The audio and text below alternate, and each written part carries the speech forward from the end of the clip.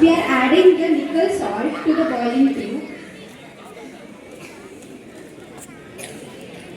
Next, we are adding some amount of glycerin.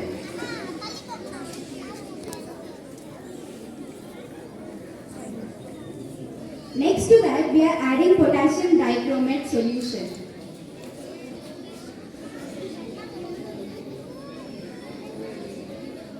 You can see a beautiful tricolor form as the Indian national flag. Surprisingly, instead of mixing together, they form three distinct layers. Orange at top, potassium dichromate, white in the middle, glycerin, green at the bottom, nickel sulfate. Why does this happen? This happens because of the density difference between the liquids. Glycerin being denser settles in the middle, while nickel sulfate, heaviest, sinks to the bottom. And potassium dichromate, being the lightest, doesn't sink.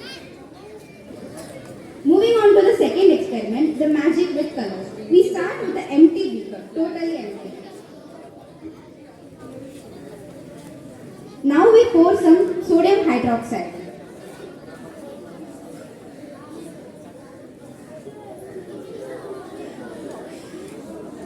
The solution turns bright pink. But here is where the real magic happens. When we add hydrochloric acid, let's see what happens.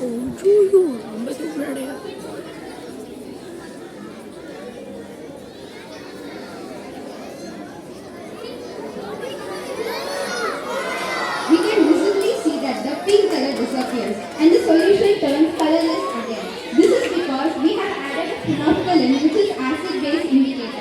In a basic solution, it turns bright pink, whereas in an acidic solution, it turns colorless again. Let's see this again once more.